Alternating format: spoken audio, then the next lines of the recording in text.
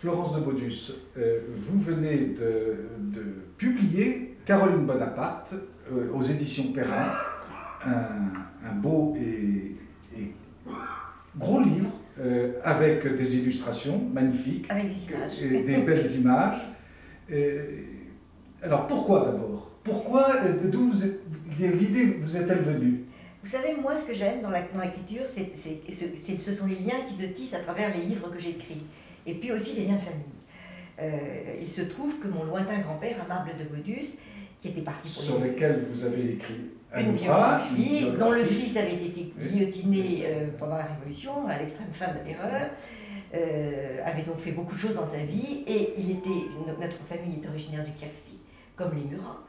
Et lorsque Murat a été nommé roi de Naples, il a voulu prendre un gouverneur pour ses fils, et il a demandé, évidemment avec l'autorisation de l'empereur, de pouvoir emmener Amable à Naples.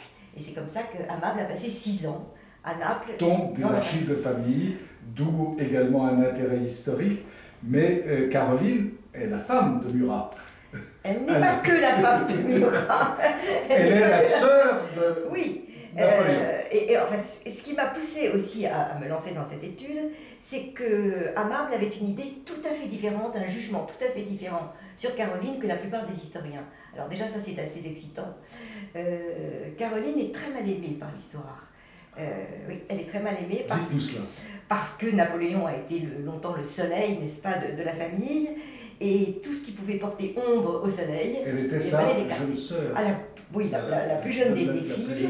Elle avait juste Jérôme derrière elle. Donc elle est née en 1782, donc 13 ans d'écart avec Napoléon. Et Napoléon plaçait ses frères et ses sœurs, et donc... Voilà, alors il plaçait ses frères et ses sœurs en se disant qu'il allait tout faire. Mais d'abord, Caroline était loin, à Naples, c'est pas la porte à côté, bien que tous aient l'envie de parcourir à cheval la distance Paris-Naples, ça ne leur posait pas vraiment de problème. Mais figurez-vous que Caroline et Murat ont décidé de régner. Et ça n'était pas du tout du coup de Napoléon, qui voulait des supertafés beaucoup plus que des souverains. D'où un malentendu, comme il en a eu d'ailleurs avec certains de ses frères. Oui, mais alors, étant donné que les autres étaient moins intelligents que Caroline, j'ose le dire... Et c'est la raison pour laquelle vous vous êtes intéressé. Voilà. Alors, il y a d'abord un premier problème avec son mari, c'est que Napoléon ficelle le tout avec un traité de Bayonne qui est assez, je dirais, assez humiliant pour Joachim, celui qui est maintenant Joachim, puisqu'il est bien écrit dans le traité de Bayonne que Murat n'est roi que parce qu'il est le mari de Caroline. Alors à cette époque, et puis surtout avec tout de même les campagnes militaires qu'il avait faites, c'était assez difficile à digérer. Oui. Le beau Murat. Le beau, le courageux, le téméraire. Voilà.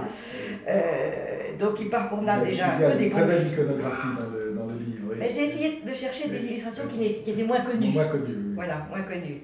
Alors Caroline, qui a été une petite fille, peut-être, et puis une toute jeune fille assez capricieuse, qui a fait un mariage d'amour, ça il faut le dire, parce que ça n'a pas été le cas, et un couple qui a tenu jusqu'au bout, avec tous les orages que l'on peut connaître de ce couple, mais jusqu'au bout, et ils avaient une passion commune, c'était celle de leurs enfants. Alors ça, je trouve ça déjà assez sympathique. Et Amable de Baudus était dans le coup. Voilà, Amable de Baudus était dans le coup, voulait essayer de mettre un petit peu de cervelle, surtout dans le cerveau d'Achille, qui était bon, assez vaniteux, assez orgueilleux, et surtout de leur inculquer une éducation religieuse qui n'était pas vraiment le fort de la famille Bonaparte. Voilà. Et donc, alors, les débuts du règne de Caroline sont difficiles, parce que Murat est si jaloux. Alors bien sûr, on a dit qu'il était jaloux de ses amants, mais c'est pas ça l'important. Il était jaloux de son intelligence politique, et il voyait bien que autant lui était très aimé du peuple, enfin très aimé, disons assez apprécié du peuple, parce que quand on le voyait galoper avec sa peau de tigre sur le... Enfin bon, ça avait de l'allure. C'était super. Mais Caroline, elle, plus fine, était beaucoup plus à l'aise dans les milieux diplomatiques, était très bien. D'ailleurs, on a toute la correspondance diplomatique où on voit bien que Caroline est elle essaie d'instaurer une dynastie. Voilà. Alors ça, Murat, bon, ça ne lui plaît pas du tout. Il la confine dans ses appartements. Et alors, je crois qu'elle avait beaucoup de goût. Elle avait le sens artistique. Ah oui, elle s'est tout de suite passionnée pour les fouilles, parce que ça a commencé, les fouilles de Pompéi et d'Herculanum. C'est elle qui a décidé, qui a voulu installer les trésors dans un musée à Portici, qui était une des résidences royales, pour faire ce que pas mal de conservateurs essaient de faire maintenant, de garder les trésors sur le site.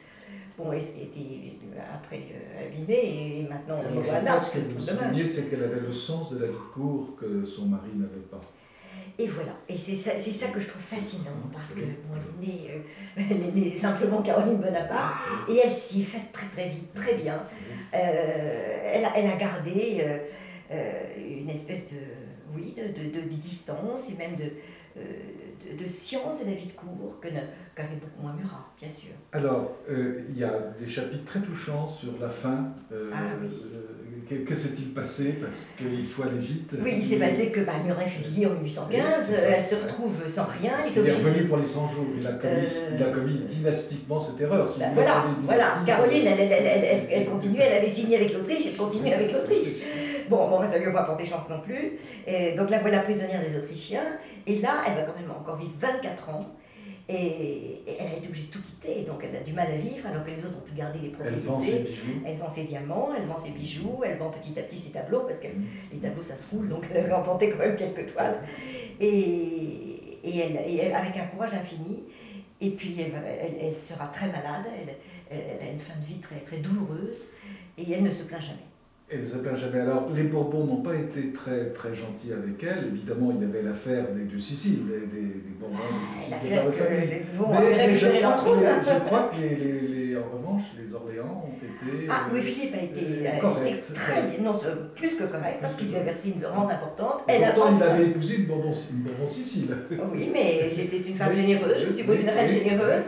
Et Caroline a pu revenir en France, qu'elle n'avait jamais pu faire. Et ça, je pense que ça l'a beaucoup ému, beaucoup touché. Alors la descendance. La descendance, Achille n'a pas eu d'enfant. Achille et Lucien sont installés aux États-Unis, ont épousé des Américaines. Les deux filles se sont mariées avec des hommes de la noblesse italienne. Une à Bologne et l'autre à Ravenne. Et il y a une grande descendance en Italie. Et puis tous les Murat que nous connaissons aujourd'hui, tous descendent de Lucien. C'est ça. Voilà. Merci beaucoup Florence de Bodus. Caroline Bonaparte aux éditions Perrin, 24 €. C'est donné pour un livre magnifique et très bien écrit. Merci. Dans le style de Florence de Bodus.